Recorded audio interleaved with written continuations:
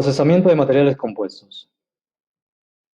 Los materiales se clasifican en el grupo de los metales, en los cerámicos y polímeros. Esta es la clasificación general de los materiales.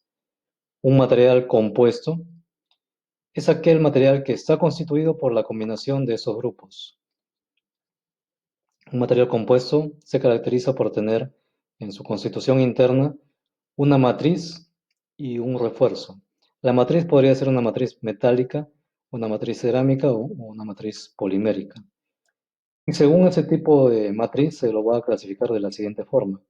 Los materiales compuestos se clasifican en material compuesto de matriz metálica, material compuesto de matriz cerámica y material compuesto de matriz polimérica. Estos tres grupos los vemos también en esas columnas. Cada columna nos representa a cada grupo, al MMC, al CMC y PMC. Estos grupos se obtienen por la combinación de matriz y refuerzo. Entonces tenemos por aquí las matrices, ya sea metal, cerámica o polimérica, y los refuerzos, y según esa combinación obtenemos los diferentes tipos de material compuesto. Veamos ahora el procesamiento de los materiales compuestos de matriz polimérica o PMC. Este grupo son los principales los que son más usados en la industria, por eso vamos a concentrarnos en esos grupos. Tenemos dentro de los procesamientos de los PMC a los procesamientos tradicionales y los procesamientos especializados. Cada uno de estos grupos también va a tener una subclasificación, los cuales también vamos a estudiar uno a uno. Y también aquí cabe mencionar que hay un grupo intermedio de procesamientos que es la impregnación de fibras, para obtener productos intermedios que nos permitan dar una conformación posterior. Veamos el grupo de los procesamientos de impregnación de fibras. Tenemos el procesamiento de preimpregnados, que consiste en alinear fibras continuas y someterlas a un tratamiento superficial para mejorar la adición a la matriz del polímero. Luego lo que vamos a hacer es recubrir por inmersión en un baño de resina y esto se va a transformar en cintas por acción de esos rodillos jaladores. Aquí tenemos el baño de resina. En este equipo se da el tratamiento superficial a los hilos y el producto final va a ser una cinta que tienen mayormente anchos de 75 milímetros hasta un máximo de 150 milímetros. Ahora tenemos dentro de este grupo de impregnación de fibras a los compuestos de moldeo de lámina.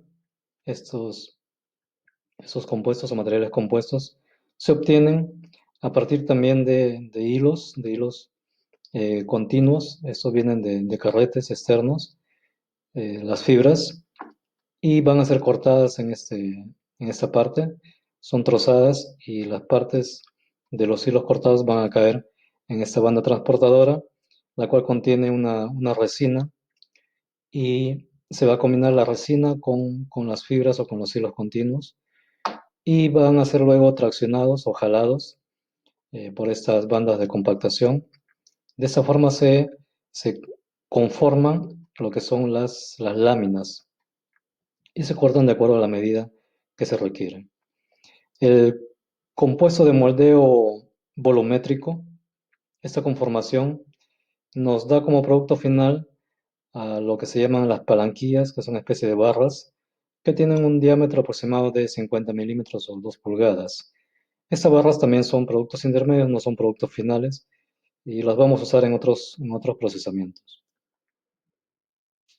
Vamos ahora sí a los procesos que dan forma. Los procesamientos tradicionales tenemos, número uno, el moldeo por compresión. Este molde por compresión consiste en aplicar presión, cierta presión y calor a un molde móvil, este molde móvil que va a comprimir a esta palanquilla, este plástico reforzado, lo va a comprimir contra este molde fijo.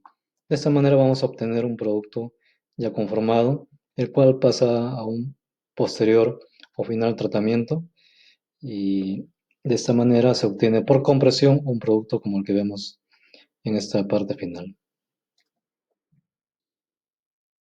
El moldeo por bolsa de vacío. Este moldeo trabaja de dos formas, o bien puede ser por vacío, y una variante de este proceso es por presión. Entonces, usamos una bolsa flexible que la adherimos al molde sobre el material que vamos a trabajar o conformar, en este caso el material compuesto. Y bueno, vamos a ejercer o dar acción al vacío. Tenemos aquí una trampa de vacío y por acción del vacío la bolsa flexible va a comprimir, va a comprimir y darle forma, va a hacer que se adhiera al material compuesto hacia las paredes del molde y de esta forma obtenemos nuestro producto final conformado. El otro proceso que ejerce presión ya no es por la parte inferior, sino por la parte, en este caso, la parte superior. Se ejerce cierta presión de aire y para esto se requiere que el molde se cubra por una especie de tapa, se hermetiza y de esta manera se ejerce la presión para comprimir y lograr que esta bolsa también comprima contra la pared del molde y así obtengamos el producto conformado.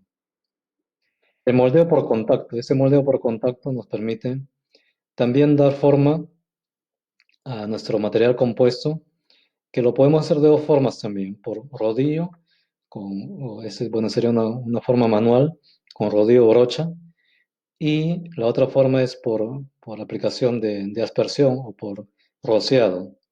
Entonces, este moldeo por contacto consiste en una serie de procesos que utiliza un molde macho o un molde hembra. En este caso tenemos aquí un molde hembra.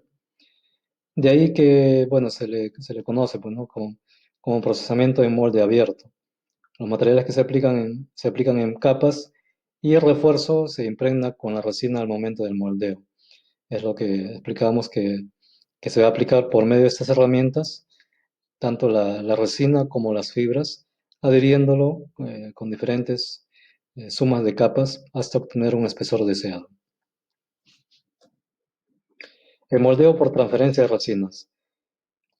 Una resina se va a mezclar con un catalizador y vamos a aplicarlo a estos moldes, pero vamos a necesitar para este caso, para este tipo de moldeo, una bomba de desplazamiento positivo tipo pistón. Y con esta bomba vamos a impulsar ese material que va a fluir, este material compuesto que está previamente preparado, va a fluir hacia las cavidades internas, a los conductos más delgados, y se requiere este tipo de presión por la bomba para que se obtengan productos que tienen partes muy complejas, ¿no? O conductos muy delgados. Entonces, se utiliza la compresión como principio de funcionamiento, pero se apoya también de una bomba de desplazamiento positivo con un pistón. Tenemos ahora los procesamientos especializados. Estos procesamientos especializados también nos permiten grandes aplicaciones en la industria, como vemos en este cuadro de la derecha. Este es un tanque que ha sido revestido de un material compuesto con plástico reforzado, obviamente con resinas y con refuerzos, o sea, un material matriz y un refuerzo, como son las fibras. Vemos el sistema de funcionamiento, es a partir de un carrete de fibras continuas. Fibras continuas quiere decir que es una especie de hilo que, que es continuo a lo largo de este sistema de poleas. No son varios trozos, sino que es un solo filamento que lo vamos a hacer que se enrolle en este eje. Este eje contiene un elemento cilíndrico, como podría ser una tubería, un tanque, como el que vemos en el ejemplo. Entonces, este sistema nos permite enrollar como si fuera prácticamente un carrete de hilo de coser. Enrollamos, pero para esto es necesario hacer giros continuos en este eje para que por medio del giro se pueda dar la forma aplicando resinas y el hilo continuo, y esto va a hacer un recubrimiento a este tanque. El proceso de pultrusión también es un proceso especializado que consiste no solamente en un solo equipo, sino es un sistema completo, una línea de procesamiento que nos permite obtener formas como las que vemos en este ejemplo. Canales C, canales rectangulares, cuadrados, redondos, forma de Z, etc. Y este procedimiento también es ampliamente usado en la industria. Nos permite obtener formas que reemplazan prácticamente a los mismos perfiles que se fabrican de acero, pero que tienen unas propiedades mejoradas en este caso según la aplicación que se le va a dar. Entonces inicia también con con el jalado de los hilos o de los filamentos continuos. Estos hilos van a pasar por un impregnador de resina. Entonces se va a combinar tanto el refuerzo como la matriz de la resina y van a pasar luego por un proceso preformador, lo que le va a ir dando ya la forma de los perfiles como estos que vemos aquí, hasta que pasen ya a un proceso de dimensionamiento, de dimensiones finales o la forma final que se le va a dar y hasta una cuchilla de corte, la cual le va a dar la longitud final. Y el proceso de pultrusión es básicamente el mismo, pero que tiene otros equipos como son estas mesas giratorias que tienen también dados o zapatas, que nos permite ya no tener elementos solamente rectos, sino también curvos, en los que varía incluso su sección transversal. Entonces también esta es una variante del proceso anterior. Finalmente solamente vamos a mencionar cuáles son los tipos de procesamiento de materiales compuestos en matriz metálica o MMC, que básicamente se procesan por algunos procesos ya conocidos como el colado, ¿no? El colado de matriz y refuerzo por fundición.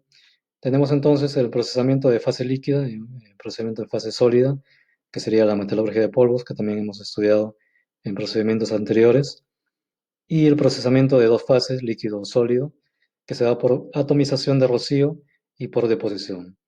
En el caso del procesamiento de materiales compuestos de matriz cerámica, tenemos la infiltración de lodo, sinterización por prensado en caliente, procesos de síntesis química y el último proceso que es la infiltración de vapor químico.